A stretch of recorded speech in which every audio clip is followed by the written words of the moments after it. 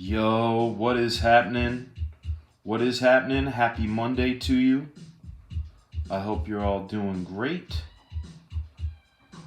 It is November 25th, 2019. You are watching the Couchdoodles live, and I am your host, Fragaboom, aka Dan Fraga, comic book veteran of 28 years, working in the entertainment business as a comic book artist, comic book writer, creator, director of live action, animation, storyboard artist of feature films, commercials, cartoons, music videos, all kinds of fun stuff. Anyway, I'm your host, and today we're going to draw, and we're going to look at some really great comics. I'm trying to find where our live feed is on YouTube today. Hopefully it's up and running. I don't know if it is or not. Let's see. If I go out of this, I love when it gets technical. I go to look for the channel and nothing's showing up. So hopefully it'll be working now. Oh, it looks like it. There it is. Finally, it's there. Now I can see you guys. This is the only way I can see comments. Anyway, happy day to you. Let's see, we got Mike Green in the house. Linkovich, Akuma, what's up, man? Mr. Morris, how are you? Justin? What is the Sweet Jesus? Yeah, 28 years. Long time. Been doing things. Mr. Milton, how was your birthday? We wished you a happy birthday last night, but I think maybe you went and did something fun. I was hoping to get you on the show and chat up with you and see your lovely face. But anyway, happy belated. I hope it was a good one. It was good to have one on a weekend, I'm sure. I love you too, man. All right, so today I want to celebrate the fact that we are super duper close to 2,000 subscribers, and we are only 115 hours away from our goal of 4,000 hours of views in a year. What's amazing to me is that we'll have done 3,500 of those in the last month and a half, 2 months, and it's kind of crazy that it can be done. Last night was a fun night. We didn't have any special guests. There were no drawing, but there was a lot of fun discussion. It's always weird. It feels like hanging out at my old digs, Cloud City. This week is going to be incredibly busy. Very incredibly busy, but I'm going to do everything I can to keep this in check. I've also talked to another guest, Mr. Tim Seeley. He's going to be coming on next week. Pat Lee is going to be coming on after the holiday, and which is very exciting. Very, very exciting. And Kyle Holtz will be coming on. So those will be the next 3 guests when we get them on and going. If Mr. Luis Santiago is in the boombox, just want you to know I have received the books. They arrived safely today. I will be able to sign them and do a couple remarks on them for you and get them back out to you. So just letting you know your package is safe, as they say. What's up, Mr. Moore? Good evening. What's up, Papa? I got too drunk towards the end of the night, says Justin. So that happens, you know. I'm not going to drink tonight, and I'm going to see what happens because, as you guys know, I was sick a couple weekends ago. I'm still sort of sick, but I'm waking up in the morning with my throat really hurting, and part of me is wondering if it's because I'm snoring, and I generally only really snore if I've had some libations. So we will see if there's no snoring, or if at least my throat feels better when I wake up tomorrow. We are going to jump in to looking at some comics. I realize we haven't looked at comics in a while, and what I wanted to do is do something called a deep dive, and that's where we look at something and we analyze it in every which way, shape, and form. So what we're going to do today is mess around with some Todd McFarlane stuff. Let's take a look here. What's up? There you are, Comic Vantage. I missed you by like 30 seconds. I just wanted to let you know that your books have arrived. They're here. I'll get them signed up and sent back out to you. Let's see. The Punisher Warzone in Iraq, was it not? If the first comic I ever bought. Read, yeah, this is Champion, man. The whole series is Champion. I'm a John Romita Jr. fan, especially Warzone, the cable, that one. Look at that. I got 2 of the Warzones in there. That's how much I love that book. I have 2 of them in there. What's up, Rooster Puncher? All right. So what we will do right now, hopefully this doesn't break our connection, because it seems like everything's been good and strong lately, is we're gonna try and see if we can do some drawing. And first thing we're gonna do though is look up some Todd books, right? I think it is in this section, possibly. No, I know where it is. It's in the other one. It is in the other one. Here we go. I gotta add this as a source. There we are.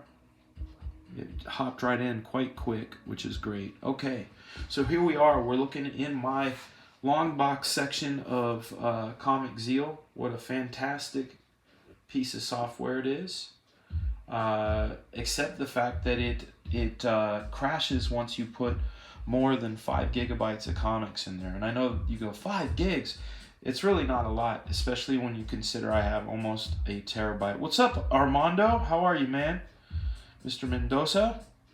It's good to see you guys. What's up, Atomic Rex? Mr. Tony Joseph?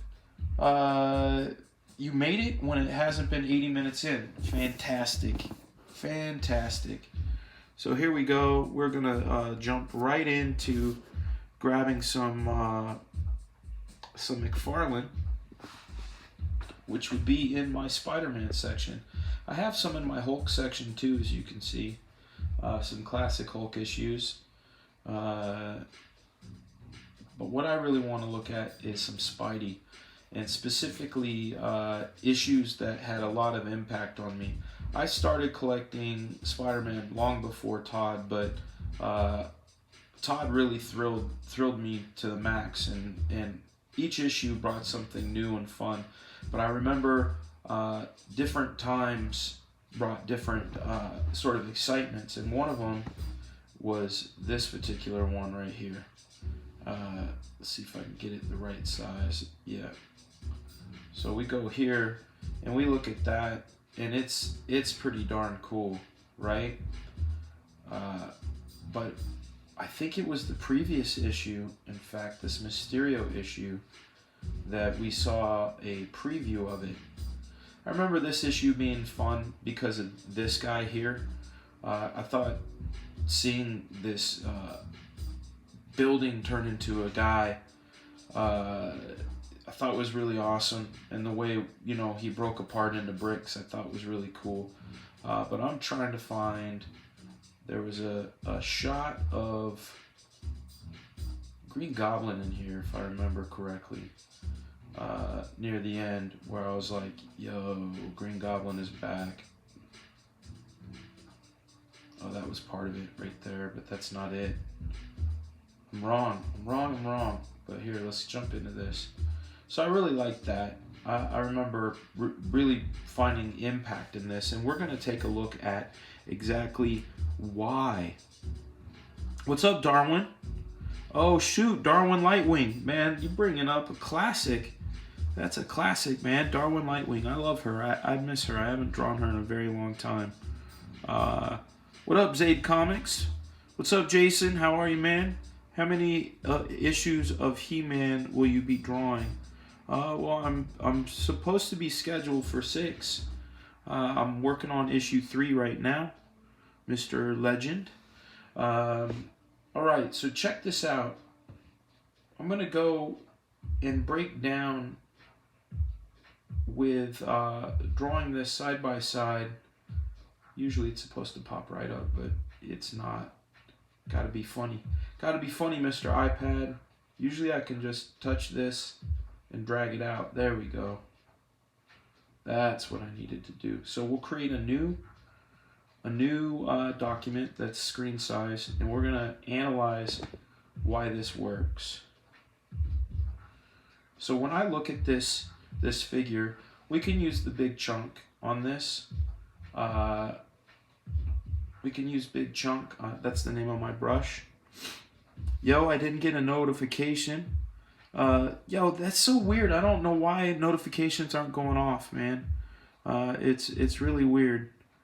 Okay, so one of the things that Todd does is he takes the major shapes. So like here's Harry's torso. We're gonna break these things down into their simplest shapes. So you already have this thing that's kind of leaning towards you, right? He then takes the head and throws it slightly off kilter right there instead of straight up and down. He's got this arm coming out like this.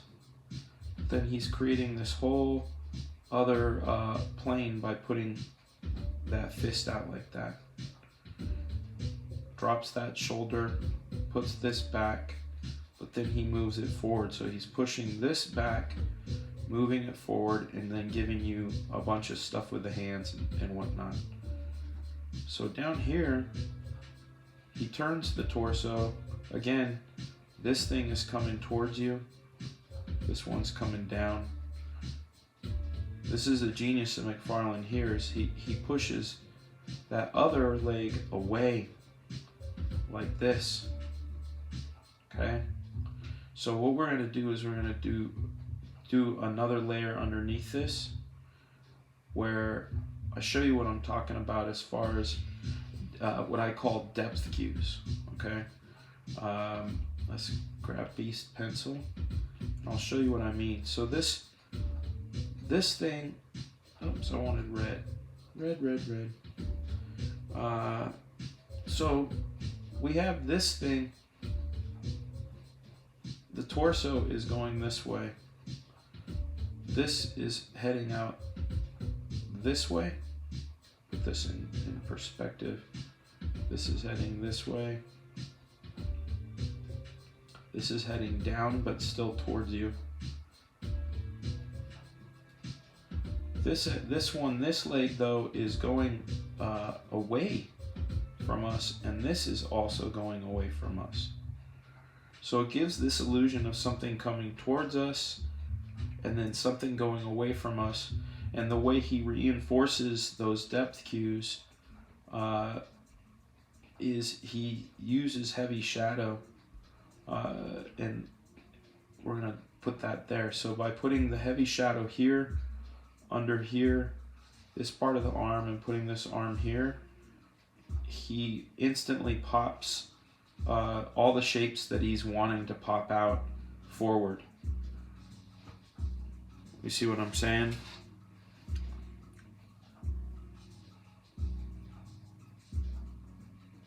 Darwin says more gear station. Maybe we'll see. What's up, Rodwell? How are you, sir?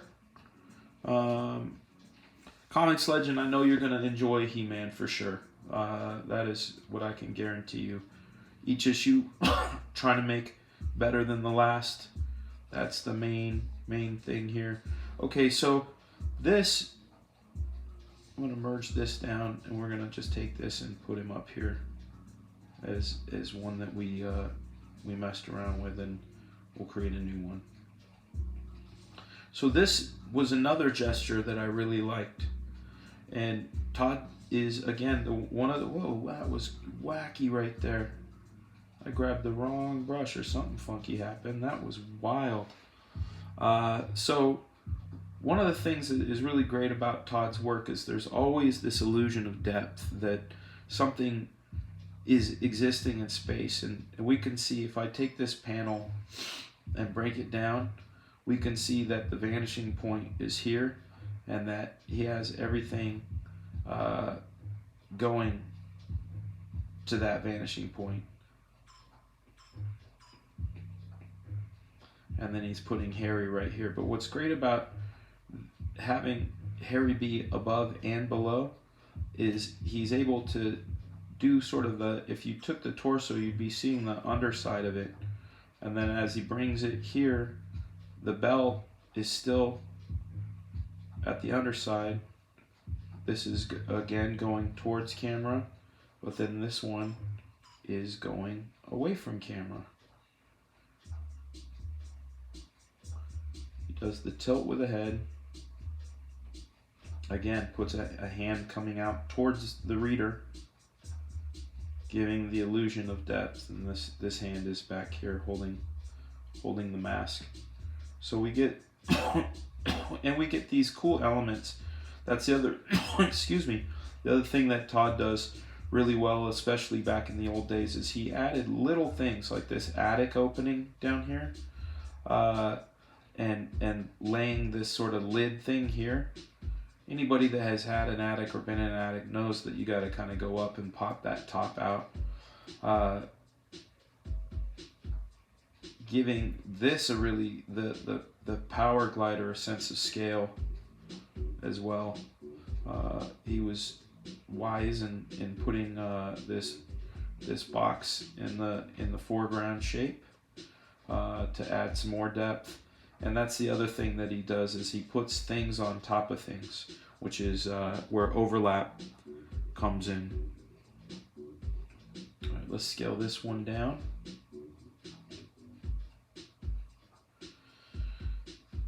This is one of the things, that right there, guys, that, I don't know about you guys, but for me, I think I drew and redrew this particular gesture so many times. And what's great about it is you get a real strong sense of height where he is over the city. He put all the detail of those clouds in there, plus the exhaust, but he left enough open space to frame Green Goblin. But let's look at those shapes again, and I'm gonna draw each of them in different colors just so we can take a better look at it. When I analyze stuff, I always think about the relation of the torso to the waist. So if I look at this torso right now, this is what's happening with it. It's going back like this, and then the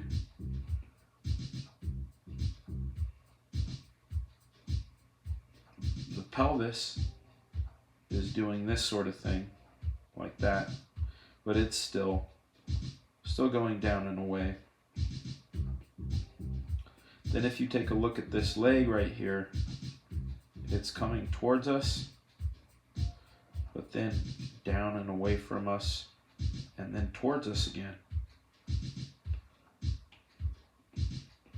This leg, this is what's really excellent too, is this leg is being overlapped by the torso. He's actually bringing that leg all the way back here. Again, this goes away from us, and then back towards us. And one of the things you can use to give depth cues, let me go back to bright red here, to give depth cues is contour lines. So this boot going this way, that boot going that way, that sleeve line going that way, the belt going that way. Those are all indications of depth cues. Let's go back into green, and then we'll show some overlap. So he puts this here, pushing it completely away, adds all that dimension with those fingers, which gives us a bunch of detail to look at. But then he throws this arm back. So we have things that are going towards us. Let me do the head real quick.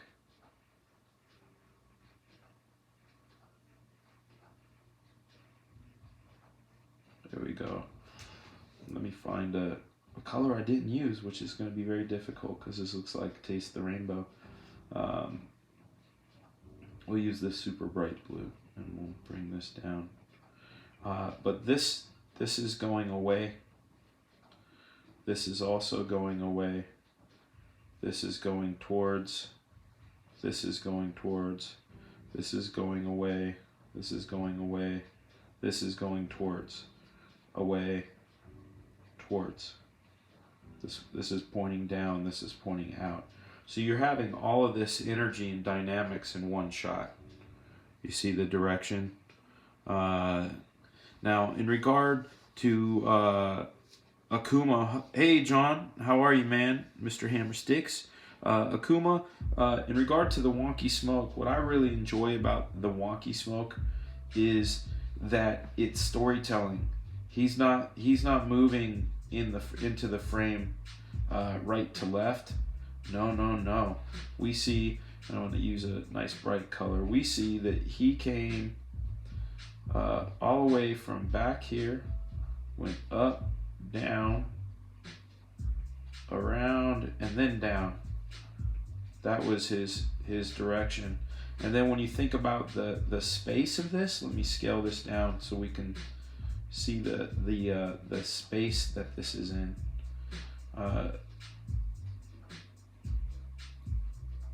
We're saying that actually I'll show you guys the perspective tool in Procreate. This is really great. So you go to drawing guide, edit drawing guide, and then you say perspective. So I'm looking at this Spidey piece, and I'm thinking one of the vanishing points is here, and the other one looks like it is right about here. And then if we say assisted drawing, we can go into assisted drawing, and this is where we can have some fun. So let's go here, go to Beast, and see what I'm talking about. So we can go through here and just put all the verticals for those buildings. But what's great about Todd's thing is that they really feel like this guy is over the building, especially because his head is above all the tops of them. So Todd's framing is a lot like, let's see, wait, it was at the top of the arm. Oops, we don't want that. I'm gonna change the grid real quick. Edit drawing guide, 2D isometric. There we go. Let's grab that and say we got it right about here, right about here, right about there, right about there. And that tells a lot. I mean, just that image alone is pretty fantastic, you know. Again, one of the reasons I like Todd. Same with the smoke trail here. He went up and down and up and down, and we get that idea. And the other thing that's fantastic about Todd, we talk about this a lot on this show, is the design aspect of what McFarlane does. You know, he does really designy stuff. So when you look at the real estate that panel could have taken up, or the fact that, you know, right now the layout is let's say this is the page, and I'll do the panels in red. He's got this inset.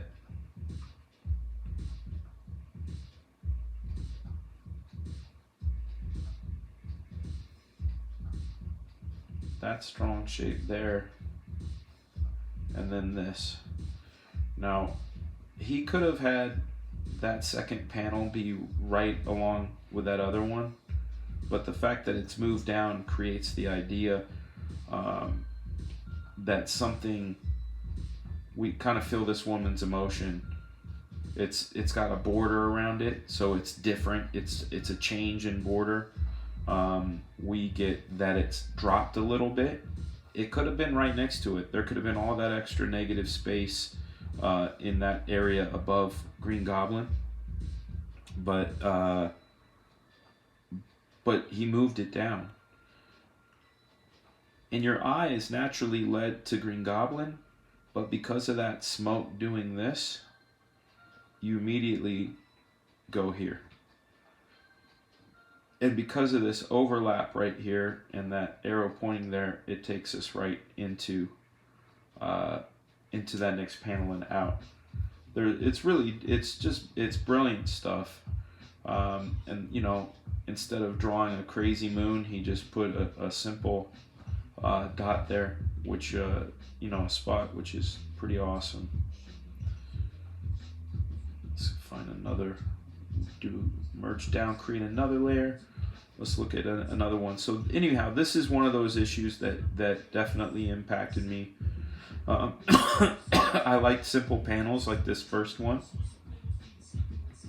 It's pretty excellent. That big silhouette there says a lot. Also, he probably got through it pretty good. There's his hobgoblin. Another opportunity to take a look at what he's doing here. So he's got,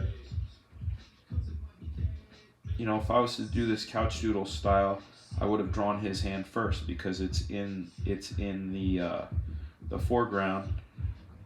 He's overlapping those forms in that foreground. So you've got, just in this arm alone, there's multiple directions happening. So let's take a look at it. I'm gonna zoom in here. I'm gonna zoom in on mine. I know mine is real sketchy and whatnot, but there'll be a point to it. So if we think of these things as polygons or centers, like if we say that's the center of that form is going this way. Now he's creating these other forms here, which have multiple ways going. These are going down and away. Again, down and away. This goes that way, but then it comes back forward again. But then the center line on this one is facing out this way, while that form is falling back. I'm going to put that in 3D so we can get the idea of the direction that it's going. But when you look at that and you go, look at how much is going on in just the depth ideas in just that one hand. But the fact of the matter is he's doing that multiple times. So then this arm is going to come back. That head is going to be here, but it's doing that cricked look down bit. Shoulder is way down here, but bringing that fist back up, putting that leg forward.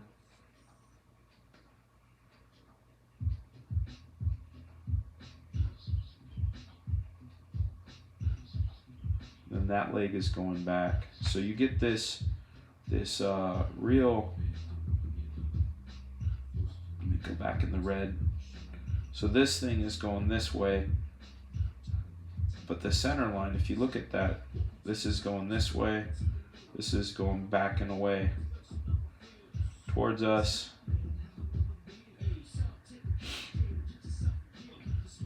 The chest is going towards us. This is back, and again coming up and towards us again. So you're getting all of these dynamics of like, this is going this way, but then it's changing direction on the point, right? This is dropping this way, but it's hooking back up right here. So you get this drop and you get this, and this one is going there. Like if you look at the flow of the energy of the pose, this is going out and down, this is going down and away. So gesture-wise, there's a whole lot of business happening in this too. Also, the other thing that we get in this particular panel that's really a lot of fun is we get the idea of scale and overlap. So the fact that Green Goblin's head is where it's at, we all know how big a person's head is. They're normal sized heads, and by putting Green Goblin's head here and overlapping it here, we get the sense that there's probably 8-10 feet in between those two. So this is a real classic face-off. And but that's the other thing, is Todd doesn't stop with the dynamic of the character. He goes and he says, I'm taking this cape and I'm making it go back. I'm making it go back this way. making it go up this way, I'm making it go down that way, I'm making this one go this way, I'm making this go this way. So there's just all kinds of dynamics happening. Again, very, very, very clever. So we have a question from Mitchell Coleman. It says, what is your opinion on comic piracy and how can it be stopped? My opinion on comic book piracy is it's a bummer. There's still nothing like having one in your hand in print. I like having digital comics for the fact that I can have like essentially 2-3 long boxes in my iPad. But being a creator, I try to make sure I pay for everything I have. And the other thing I used to do, even before Comixology, is I used to scan my comics and make PDFs. So for the most part, my digital comics are ones I own. There are a few that I've downloaded that are comics I can't get. They're just impossible to get, like an Amazing Fantasy 15. But I own several reprints, but a digital copy, obviously I don't own one. And can it be stopped?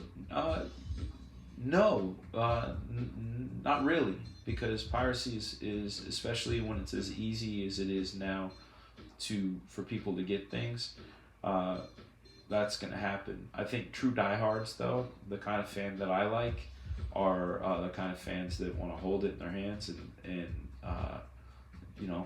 have that tangible thing. So, and if someone wants to pirate my stuff, that's great, as long as they're a fan and they want to show their support in some way. If they don't buy the Black Flag comic, they found a PDF or a CBR online or something, but it makes them want a Black Flag shirt, then cool, because you can't pirate the shirt. But no, it cannot be stopped. Says, Dan, I love that belly. This camera view just started freezing a bunch, says Matt Yackey. That's weird. Let me switch back here.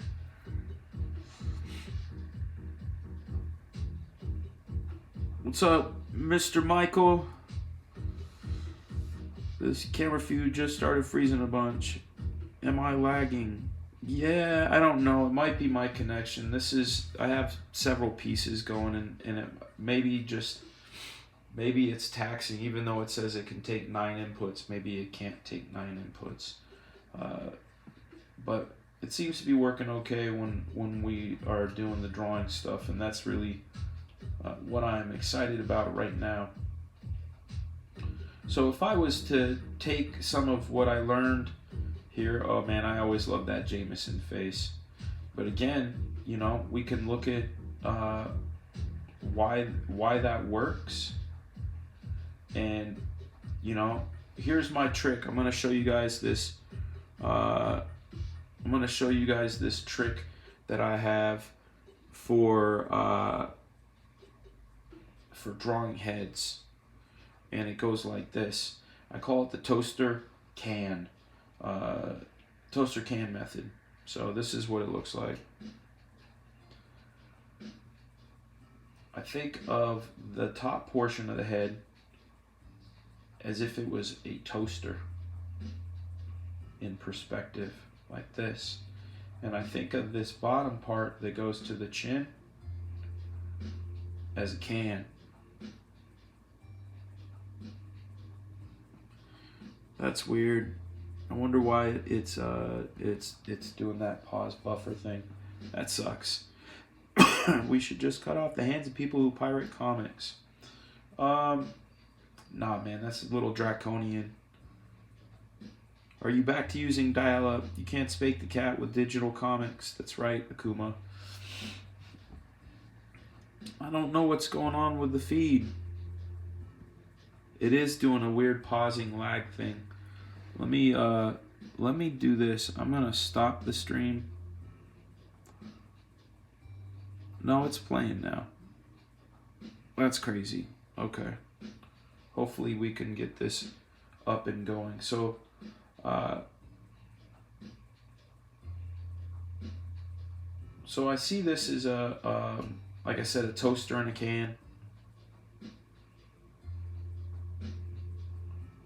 you got this toaster in a can situation, and we can do this with any angle of the head. So if we wanted to see underside of the head, and we took that toaster, we took that can and did this, put that ear there too, and then drop that, we have the underside of a head. And I'll show you what I'm gonna do with this, but and first we're gonna do the thing with J. Jonah here. What's cool is in this 3/4 we get a lot of information that this is got volume to it. You know, first off, he gives you these puffy ears. He extends that jaw to come down, but then you've got that lip that overlaps and goes back. He does that whole thing again where he goes forward and back, right? So you get this mouth like this, then he brings that nose, the nose shape in there.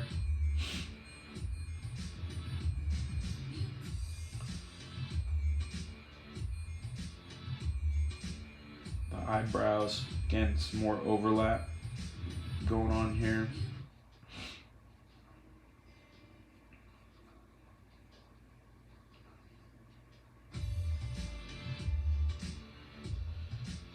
Can't forget the old mustache.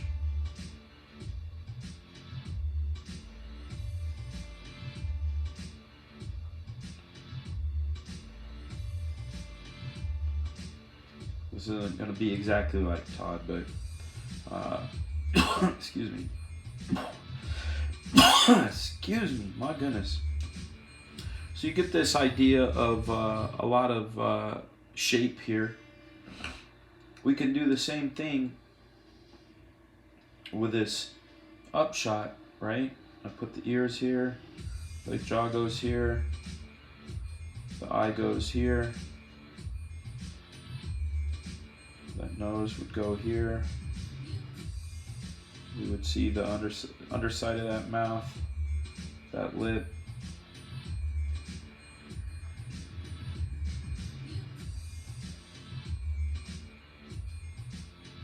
There's the mustache.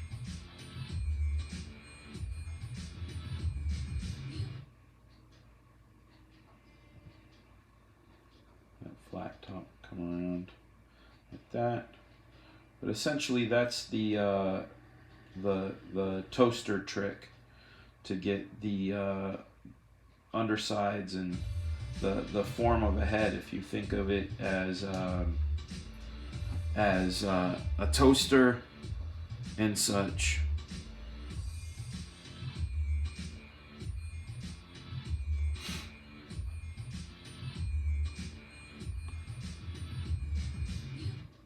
Do you feel like books that are digital should be cheaper from the print counterpart somehow to find some solution to piracy? Says Mitchell Coleman. I'm not sure, man. The thing about let's do some budgeting right now, okay? Let's just do that. I'm gonna merge these down, scale them, and then do some comic book budgeting for you guys, okay? So we can get the idea of the costs of things, and I'm just going to give approximations, okay? And we'll just do some will be highballed and some will be lowballed. But let's say the penciler is getting $200 per page.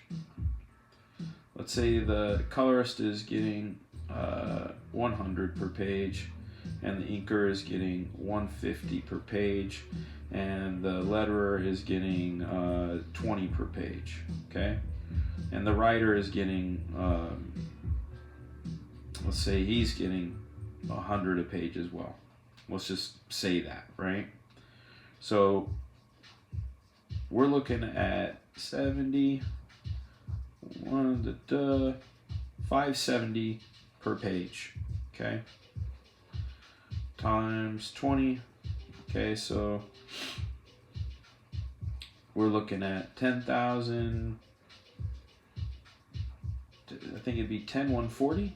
I think my math isn't great, but I think this is somewhere around that right there. Okay, to do that is to pay for creative on a 20-page book. What's up, Chris Arnecki? And Steve De La Paz, my man. So good to see you up in here, man. So good to see you up in here. I miss you. In fact, I'm gonna, what do you call it? I'm giving you a wrench. That's how much I miss you. You get a wrench, bro. So we're looking at $10,140, and let's just throw a cover in there, right? Let's say the cover will up the rate. Let's just call it 10,500. Okay, 10,500. So there we are on that. Now, let's say printing. Let's say you do printing, right? And I know you're talking about PDFs right now, but let's just say we'll kick that out for a PDF. And we haven't even done any pre-press or anything like that, right? No pre-press. And pre-press is putting all the shit together so it can be in a book form. So let's say that's $500, and that's really lowballing. So we're looking at $11,000 right there, $11,000. So let's say you did a PDF, and just a PDF, no printing, to recoup your cost at $1 a book, and this is without making profits, you'd have to sell 11,000 copies. Okay, let's say it's $250. You know, you cut that in half, and then a 0.5% or whatever. Let's just call it $2. Then you have to sell 5,500, $3, so forth and so on to chop it down. But when you factor in printing, you factor in distribution. Diamond Comics pays 45% of cover. So for every comic book for every $1 that a comic book is, the company makes 45 cents. Okay? Of that 45 cents, they have to recoup these costs, which is the creator costs we talked about. You have printing, shipping, if there was an ad budget at all, and any overhead. So now you're looking, printing, a lot of times, let's say you print 10,000 and they cost, let's say they cost 50 cents each to print. Now you're looking at $5,000. So now you're up to $16,000 to print. Then to ship them out, the shipping bill is usually pretty large. I know in talking to some people, it can be upward of $5,000. But let's just call it $4,000 and call everything right now $20,000. Okay. Now, this right here is a number, right? So you have to do print and you have to do PDF, and I think they consider PDF more of an earner because it does cost less to make. But if they keep it the same price as a print book, you're not taking anything, you're not cannibalizing print, so to speak. Excuse me. Hope that makes sense.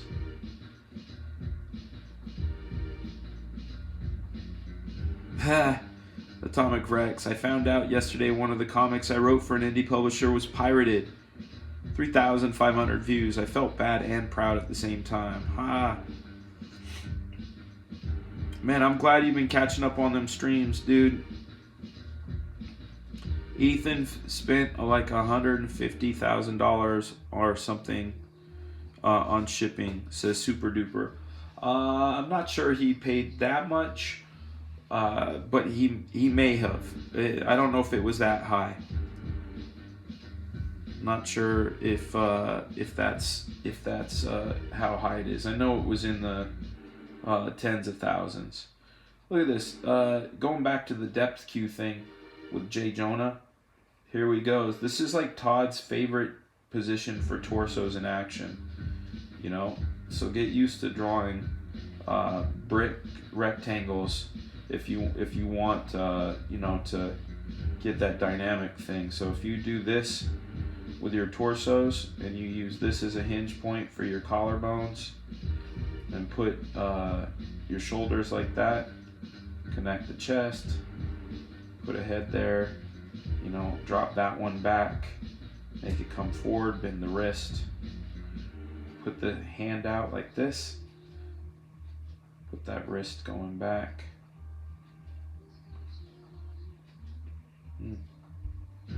Anyhow, that's one of Todd's favorite things. Diamond makes more than the publisher. Diamond does not make more than the publisher. I'll tell you why, Jonathan. Going back to the talking about numbers again, we're doing like Inception. We just keep zooming down and zooming down. Diamond buys at 45, sells at 55. Okay? So Diamond is making 10%. They're not making that. Okay? And then the other person making 45 here is the retailer, because they're buying at 55 and then they're selling at 100. Okay, so that makes them make 45, and with Diamond buying from the publisher at 45, the publisher, so publisher makes 45, retailer makes 45, Diamond makes 10. That's how you get the pie. Joel, what's up, man? Good to see you. I'm doing well. I'm doing well. We've been in this stream now for 47 minutes. We're just talking numbers right now on how things work. But see, this is what's really good about, you know, the indie publishing stuff. It's this: when I do Black Flag, I'm not taking any money as a penciler, so I'm not applying that into the rate. I'm not taking any money as a writer. Color gets paid, ink gets paid, lettering, pre-press, I'll be probably doing that, so there's that. So cost per page is coming from here. That's where cost will be factored in. Then once it goes to the printer, I have to find the best option to print, because that's money.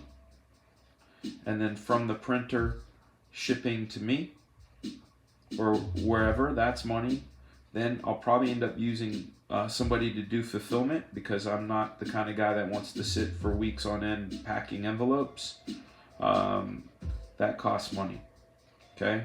Plus all of the extras that come with it. So there's going to be a decoder. You guys are finding out about this stuff right now. Didn't even think about it. A coin replica, which is very important to the story. The decoder is also pretty epic. So these cost money. And then the stuff that I can do, like draw people in, that's free. So that's free. Art, giving away art or having art tiers on my side, because Adelso is going to keep his pages and do what he wants with them, but my pages are going to be used as rewards. And then there may be other things depending, and a lot of these things are going to be stretch goals, and a lot of these things are going to be in there. But the ash can is going to cost money.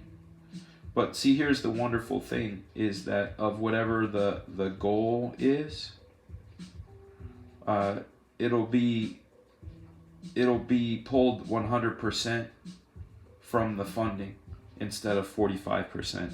So $1 on as an indie equals $1. $1 through the distribution channels equals 45 cents.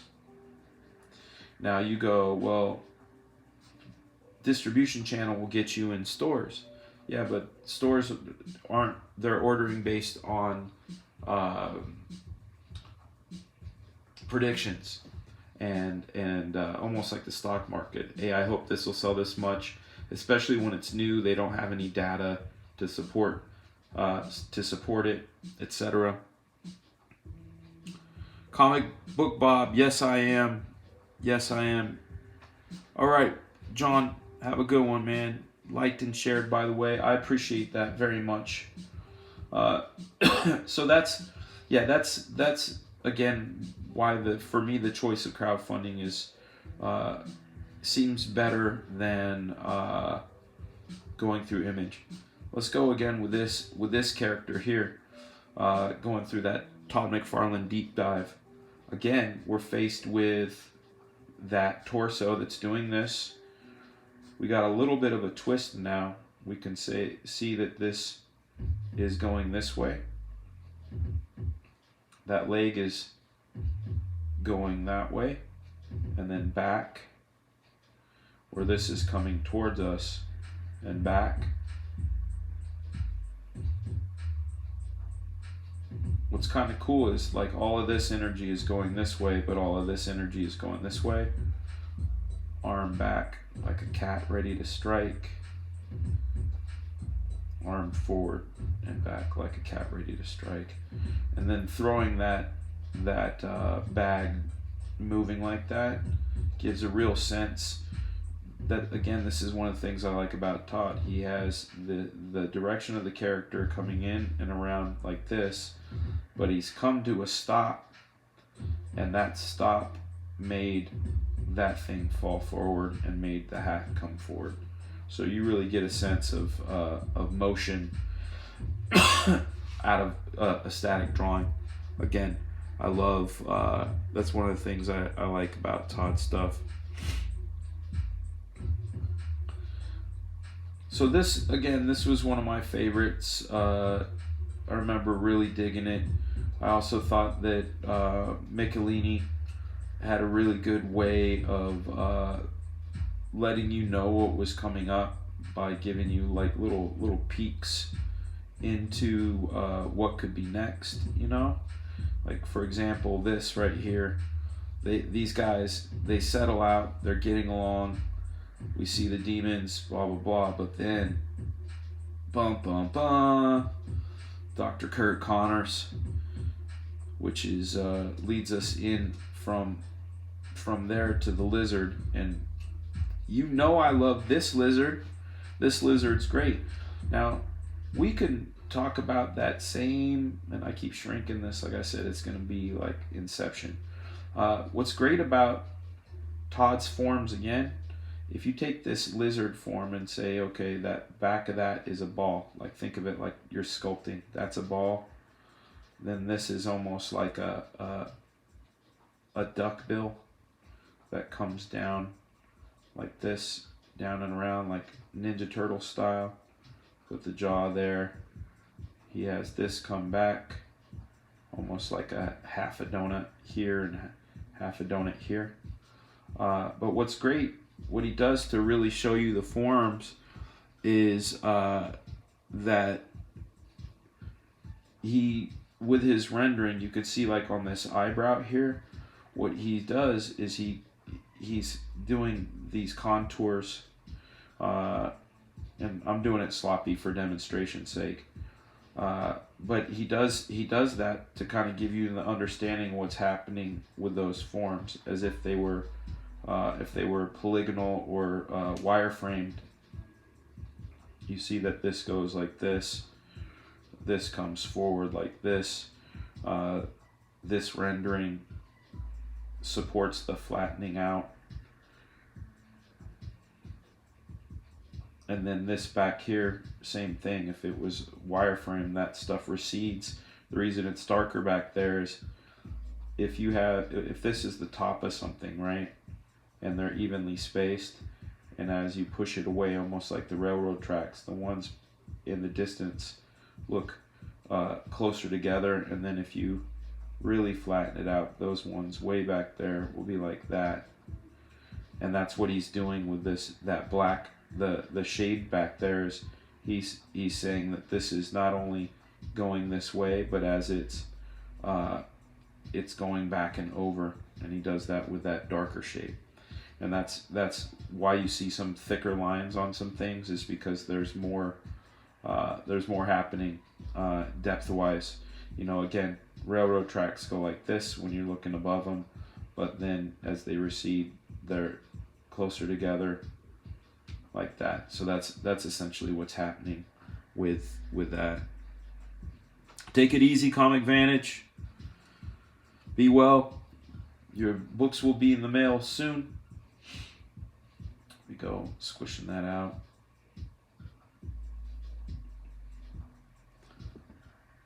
Ninja Turtles. Again, Todd with the depth again. This is, you know, they're in the back of a cab as a shark is coming at them. There's so many different ways to do it, but the fact that he put Peter here, Mary Jane here, cab driver here, tilted, so we're seeing the underside here. Notice that he didn't put the rear view mirror in there, and then you get this tube of a shark coming right at us with speed lines saying this is going away. Got Peter's shoulder and Mary Jane's hair, but what a really cool way to tell a story, you know. And again, I'm going to go in red here. When you look up here and right here, you know, we were just talking dynamics, but I'm also talking about little fun details that McFarlane adds, right? So the fact that he put that paperwork up underneath the thing, we got the Felix the Cat mug, we have this very, I would say, ethnic specific hat. You don't see that hat very often outside of certain ethnicities, and which is, you know, cool. It helps be unique. Same with this way of shaving the beard. That looks like maybe a pack of cigarettes here. So on top of all those dynamics, you got all those little extra storytelling bits. Eternitine Fueva says, I got to sit with Todd for a half hour at New York Comic Con. He was so excited to talk about everything and anything. This was the day before his Guinness World Record panel. Yeah, Todd's good with people. He's a good people person. He knows he's quite the charmer for sure. Let's see here. Really cool. This top panel is fantastic because we all get the idea of a shark, but the fact that this shark, we know it was moving this way, and we know that the car was moving this way, but Todd kind of almost ice cream scooped that cab. All that wonderful shattered glass in there. We get Peter and Mary Jane ducking out. This guy right here, he's just crazy shocked. Surprised that Felix the Cat cup didn't come up in here somewhere. Maybe it's just me, but I wonder why in the comic book greats Todd wouldn't straight up draw. He either doodled or let other image guys do the heavy lifting. I can answer that for you, Chauncey. I know I was late, but this seems to McFarlane focus. Have you looked at Solo Spider-Man comic yet? Great job explaining. I haven't. When you're laying out comics, you ever look through other books to get layout ideas, or do you try to avoid that? It just depends. Lake Hick, hello. How are you, man? He-Man is getting shipped today. Heck yeah. Chauncey, okay, so comic book greats. Here's my thing that I know about Todd. is Todd is a procedural artist. And what I mean by that is I've watched him draw. Like when he draws, for example, well, I'm going to do something from memory now, okay? I think this will be here. This will be here. This will go back and maybe go like this. This will go here. This will go here. This will go here. And then we have perspective grid like this. Hopefully, I'm probably super wrong on this. I think it's this issue. Yeah, there we go. Oh man, I was close. My perspective's right. Look at that. The perspective is right. The placement of the pizza box is right. But this, I should have had that arm come here. But everything else is right. When Todd does layouts, and I've watched him do layouts, he does these sort of loose things like this first, okay? Now, the way Jim Lee is different is if Jim was to do a layout on this, he would do something like this.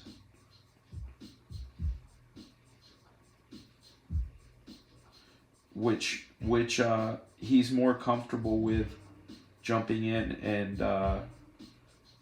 you know, just going in and adding muscles to, because Jim's got you know, that sort of work process, where I think what Todd does is he'll take that bit there. Let me find hot green here. But he'll start building more and more procedurally, like a sculptor, adding clay to it.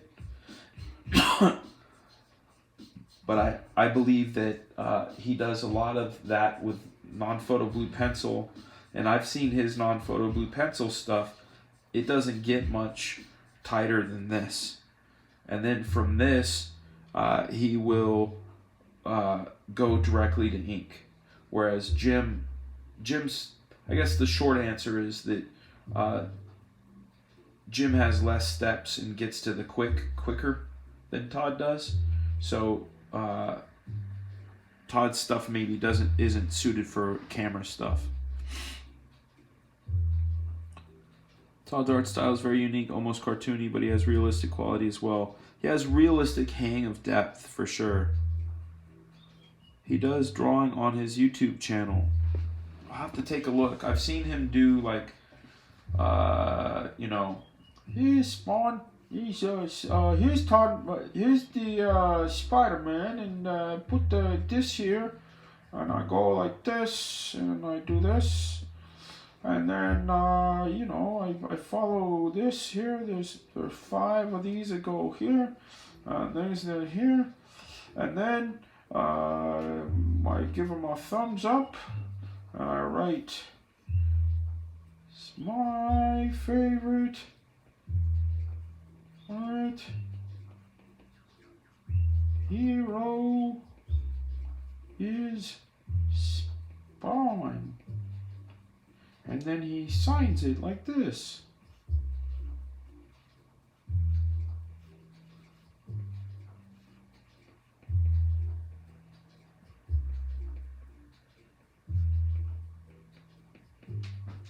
Right? Ta-da! So I am secretly Todd McFarlane. Anyway. Yeah, I've seen his drawing, but he never does anything super detailed. Like, I just watched this thing where Jim Lee did his what do you call it? His Action Comics 1000 Superman cover, and he did it over 5 hours or so. So we want to talk about guns, man. The way I design guns, sure, there's the Liefeld approach, but I try to think of major shapes along with overlapping shapes. So if I say this is the shape of a gun, and you know, we can keep it all in perspective, I can grid it out. But then I think of shapes that can potentially overlap those shapes, like this, and putting things in between them, like this. And then I play with scale too. So like if we say this is the size of the handle holding it, and then say unconventional things like there's going to be a clip back here, and then we could put a scope on here, because why not, right?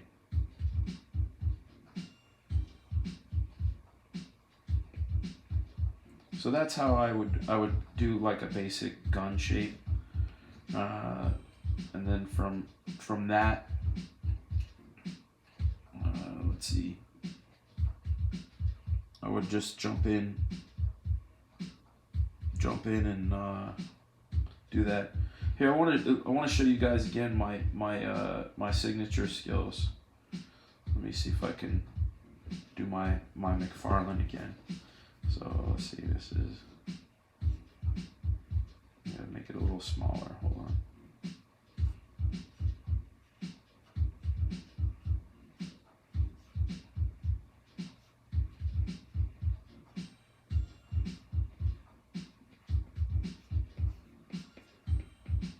Not perfect, and then Rob's is something like that, if I remember correctly. It's close enough. Yeah, good times. Let me clear that layer out. So with the gun, again, like the thing I'm trying to think about is like overlapping details and things like that. When you draw a gun, do you think about what each thing does? I do. Or I try to think about like, okay, like this thing here that I'm drawing, I think like, oh, this is a big gun, so maybe this would be a handle, and then this would adjust, automatically adjust back and forth with weight. This thing here, I would think is maybe a type of scope, or perhaps a sensor that can gauge things. I think like this might be, this thing down here could potentially be a grenade launcher. Yeah, I mean, I think about the functionality of things. I mean, there sometimes, you know, the old Liefeld guns, which were hilarious, were like, you know, this, you know, with a trigger on it, and maybe like a couple of lines, you know, and then of course the person would be, you know, this big, you know. The bottom left, what is that? You're talking about this thing right here? I'm thinking that this is this one right here is a magazine for let's say it shoots plasma rounds out the gun, and maybe this one here is a different kind of ammo. So if you hit a switch on the side, front to back, that this one loads, and perhaps it shoots acid rounds, right? Maybe this is like special acid rounds, and this is special plasma rounds, depending. You know, that's the thing I try to think about. A vibrator extension. I don't even know why it would have that, unless you know, some lonely nights. Who knows, man? Who really knows?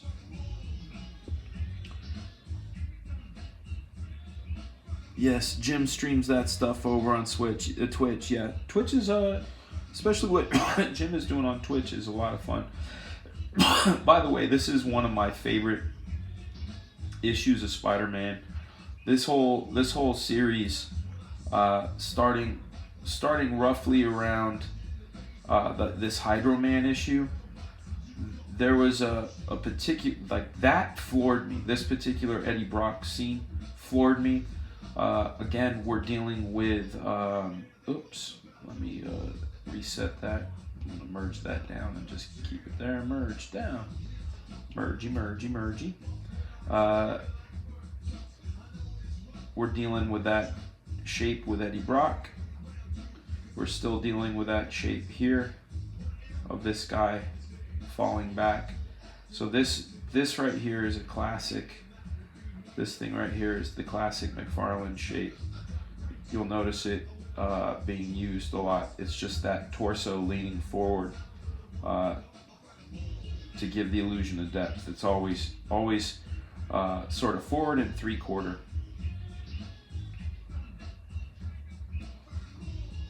This is the gun the doctors used to neuter Dan. I don't know what they used to neuter me. I just know that I could smell my own burning flesh at a certain point, but I couldn't feel it.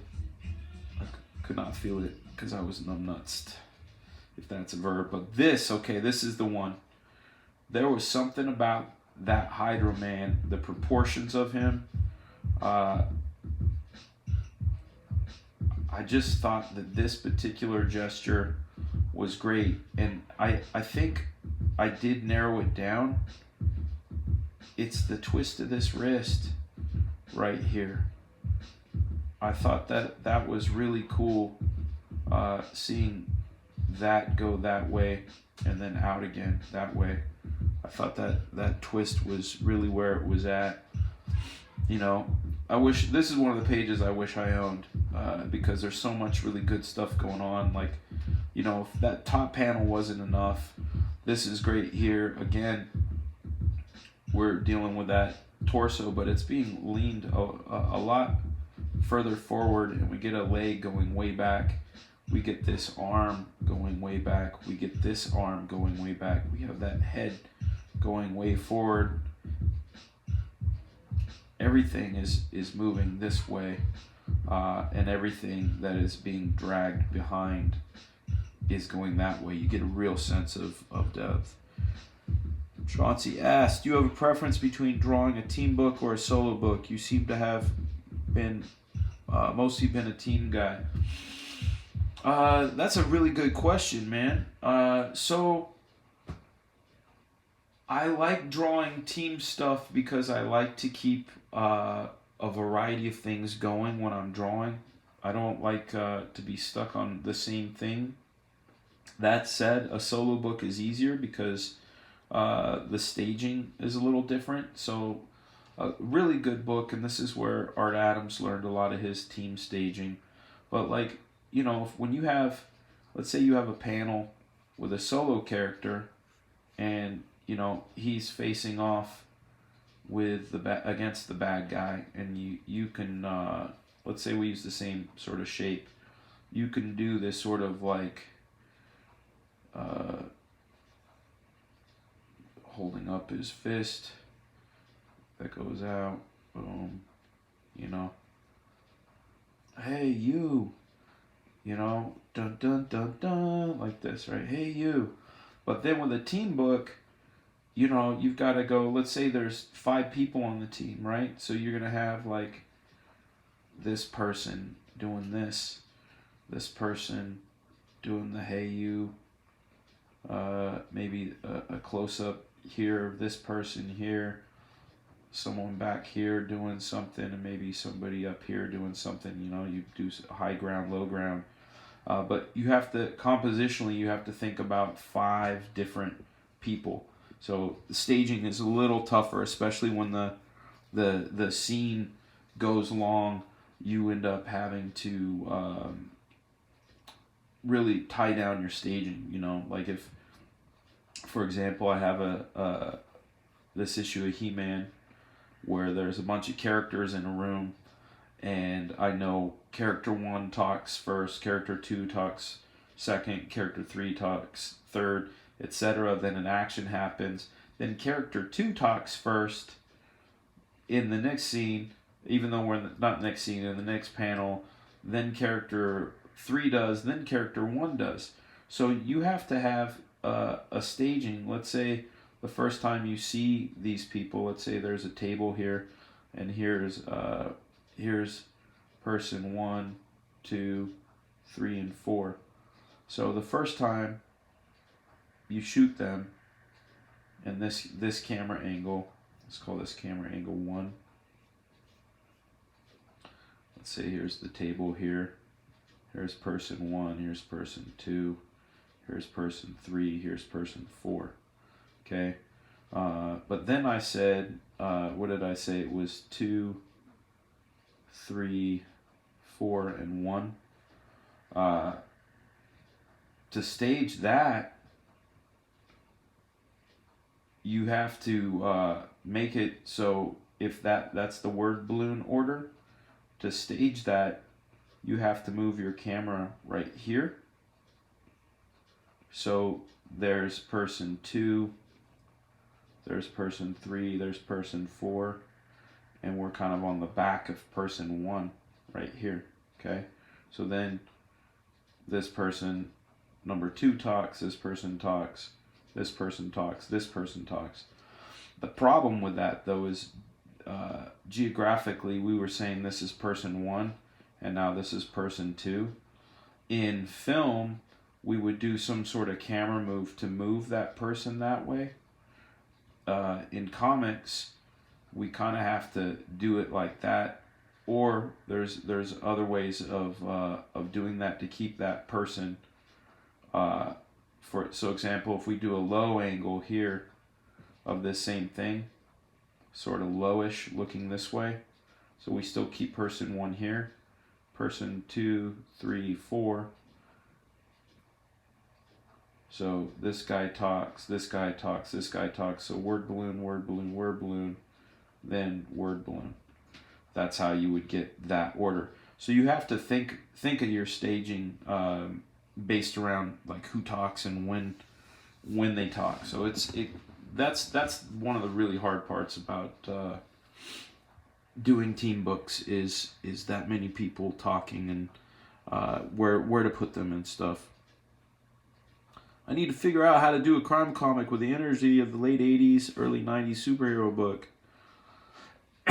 Miami Vice with Mick Spillane, you know. There you go.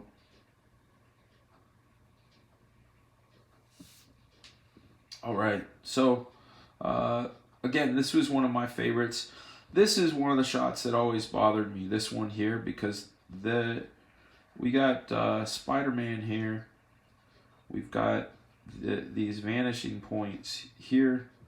We got this hand coming here, the head here, that there, that there, that there, leg coming down.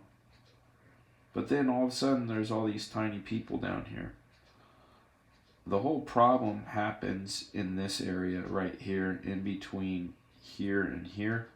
And that's where what we were talking about yesterday with the vanishing points, if we had decided, for example, that this is 1 unit, 2 unit, 3 unit, and then let's say that's that, and we say that's 1 foot, then these intersectors is where it would happen. This would have been much bigger and receded much quicker in real life. He doesn't have a fisheye lens strong enough to pull it off. Fortunately, it's comics and he can get away with it. But this was, to me, one of those times. But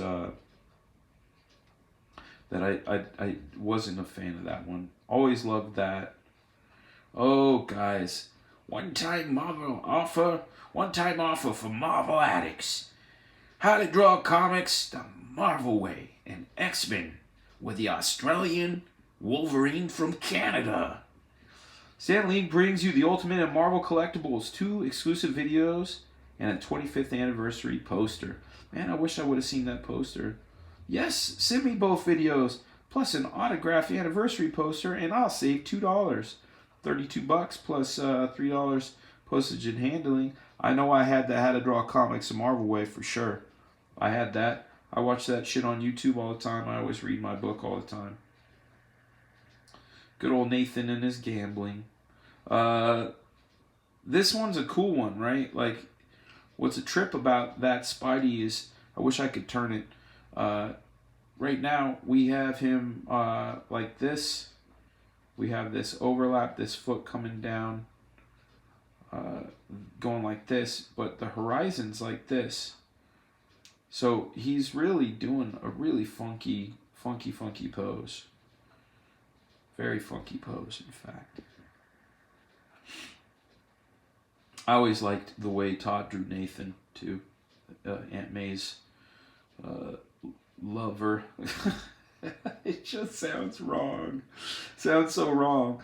Her companion. I always loved this shot of the wheelchair wheel. I also really liked the credit card. You know, some people could have just drawn it this way, but McFarlane added that little extra, rounded those edges.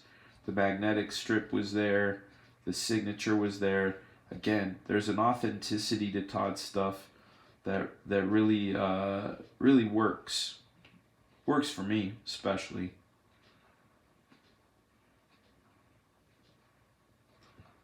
Let's see here. Any other questions? Like I said, I like answering questions. I'm a big fan of answering questions. We've got some Eric Larson in here. Then we're jumping over here. This is a whole nother batch, right? But the adjectiveless Spider-Man is right here. This right here is my favorite cover out of all covers Todd has done. It is another great one. You know, it's like we got all this energy moving this way. Got this cross beam. We got this going here. We got the logo going here. We have all of this. Again, all these cross things, and then good old Spidey just coming through, just trying to make his way through. And this is the first time we saw the rip and tear. You know, with all this junk and mayhem in there, that hand. But what a cool cover. I really liked Torment. It was really interesting. All the sound effects and the webline advantageous and whatnot. Todd Spidey is so damn cool. He and the image guys used to pack in an issue with half a dozen shirt images. That's right. That's what I'm trying to do on He-Man too. You know, this is the Todd solo book. Yeah, this is really good stuff. Really solid stuff. And then we could go into, where is it? It should be up here. I thought I had it in here. New Mutants is here.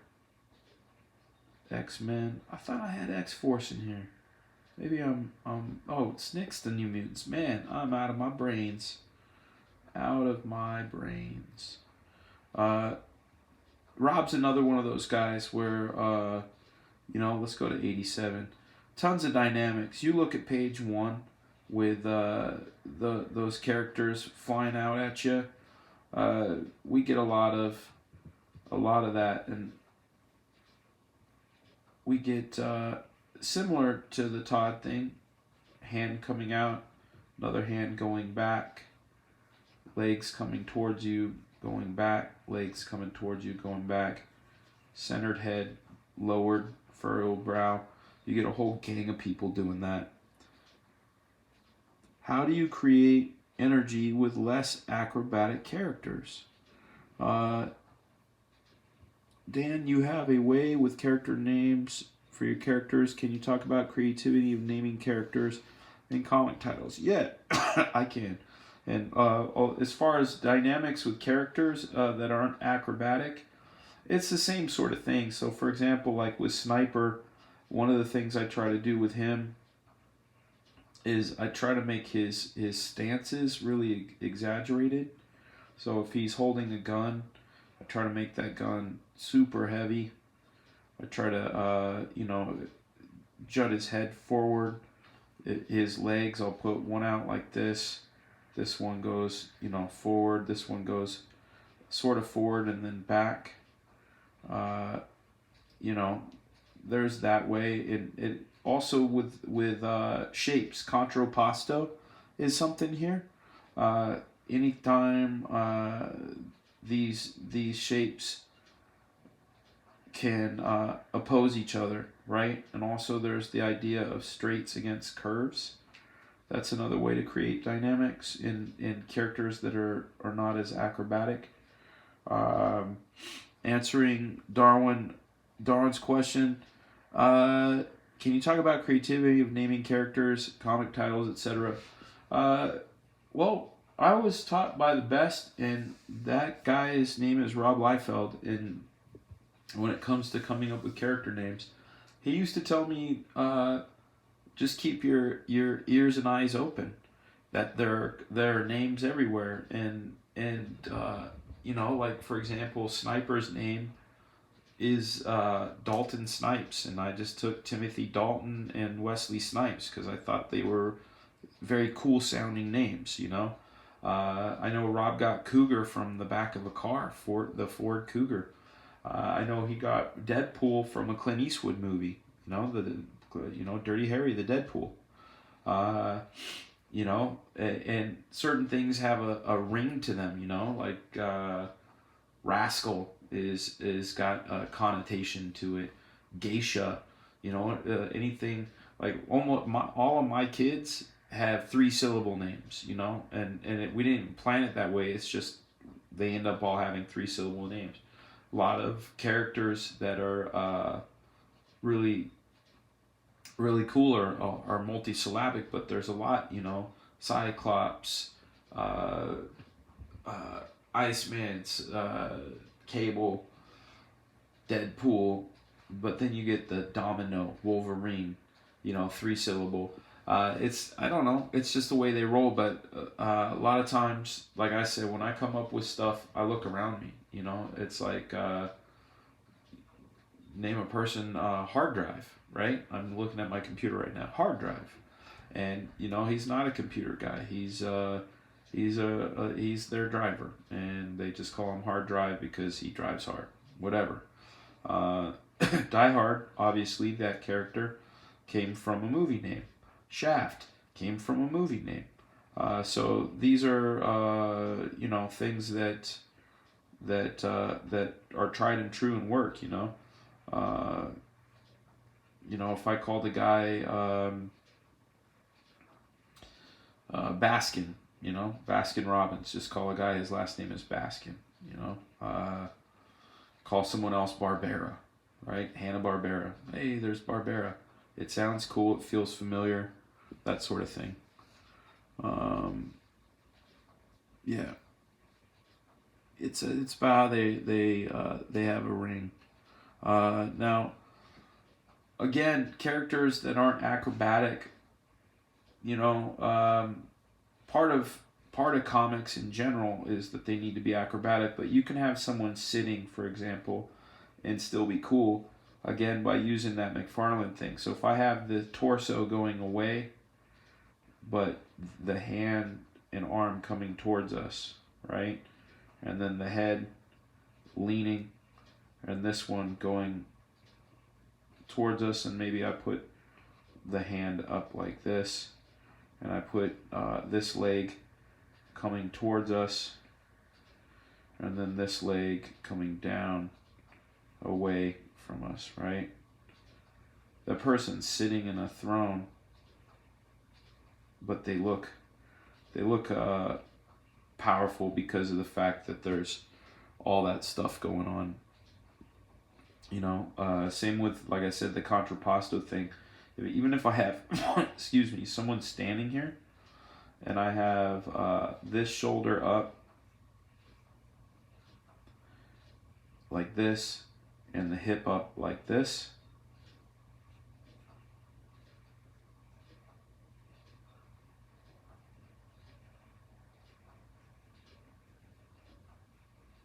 like that, suddenly they're cooler looking than just standing like this, right? So that's kind of the secret behind making a non-dynamic person look dynamic, or non-acrobatic person, you know. I would say Hulk is a non-acrobatic person, right? That's a character that is very dynamic, who isn't acrobatic, right? So we can look at two different guys' Hulks. So let's look at John Byrne's Hulk. John Byrne's Hulk is probably my favorite of all Hulks. There you go. Look at this. Here we are already. Doc Samson looking badass. But look at this Hulk. Super. He's a freaking tank. But yet we've got this big shape. We're on the underside of it. We got this arm coming up, up. We got this shape. I'm just going to break these down into their more simple, primitive forms. This is going away from us, right? And that one's even tilting back. So we've got this coming forward. This one's going back, okay? But then here's the contrapposto. Remember when I said you want opposing? If this is going away and this is coming forward, then if we make this come forward and make the opposite go away, suddenly now you have dynamics. So you have this going this way, you have this going this way, this is going forward, this is going away, this is going away, this is going forward. You see?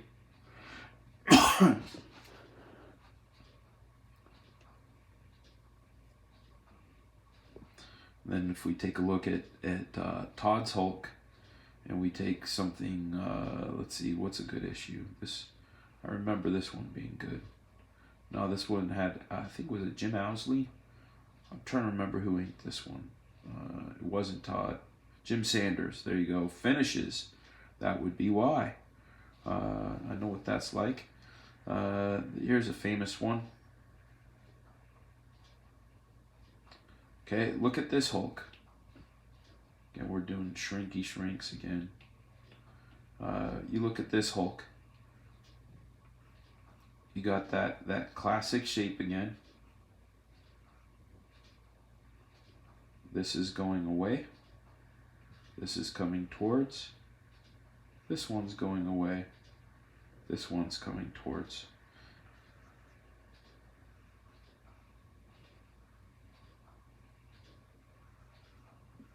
Anyhow, that's the sort of secret behind that.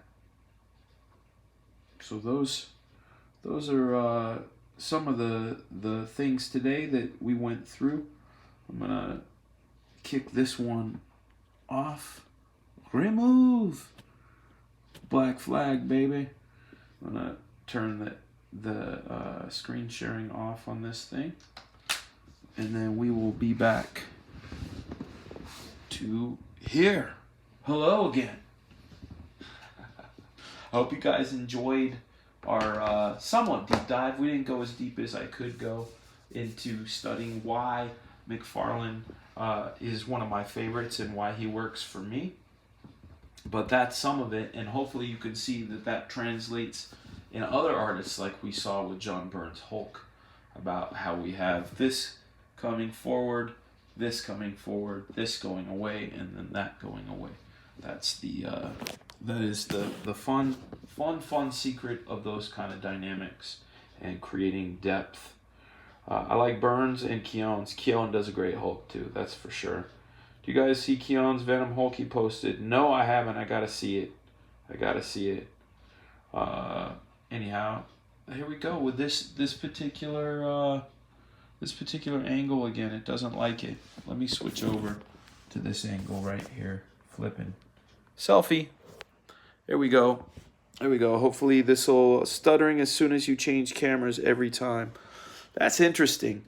I want to see what's going on with that, and maybe that other one is on a different network. I'm not sure. I'm not sure, but we are talking to the selfie cam. Here we are, ye old comic rack over here. Ta-da, comic rack. Some fun stuff. Anyway, we're gonna see if changing to this camera is better, but it doesn't matter because sadly I have to go. I have so much work to do in the morning that I'm gonna have to split out. It's looking like this isn't working as good, or maybe it is. No, yeah, there we go. No, it's still freezy. Oh well. This is life. Damn. That's crazy. I'm watching this thing freeze with you guys. Anyhow, hopefully it'll fix itself. It's not fixing itself. I'm watching it stutter, which is weird. I'm gonna maybe see about having another phone host, and that way there's no congestion, or maybe having an iPad host. We'll see. Anyhow, I hope you guys have a wonderful rest of your Monday. I hope you're looking forward to the good times with Thanksgiving and such. I know I am. Hopefully I'll see you guys tomorrow. I have some meetings off-site, so I don't know when I'm going to get back. Hopefully it'll be in time and I won't be too ground up, but I got to get up early, work, head to some meetings, work, come home, work, and then do another stream. So if you guys have some ideas of what you would like to see in future episodes, please comment. And if you'd like to go back, this will help me a lot too. If you'd like to go back and rewatch some streams, please do that. And if you also can turn on my 3-hour time-lapse compilation, because we're only 115 hours away from our 4,000 mark, and we are only about 8 people away from our 2,000 subscriber mark, which is, to me, epic. The reason why is it happened a lot quicker than I thought. I had anticipated maybe sometime in January.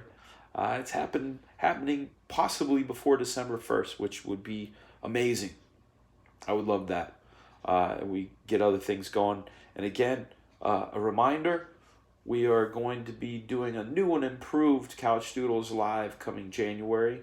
I'm using some of the Christmas break to edit together some of the pieces that I've been talking about now for the past 2 months that you guys have been patiently waiting for. A lot of those interviews. Also have some more time to create some how-tos that are a little less technical error snagged, as they say. But anyhow, you guys, it's been a wonderful hour and 38 minutes. You have been watching Couchdoodles Live. Let's see that, pop that in there. And I've been your host, Fragaboom, comic book veteran of 28 years, Imagine Ninja, Couchdoodle Sensei. And I'm here to say good night to you. And thank you very much. I will see you guys tomorrow.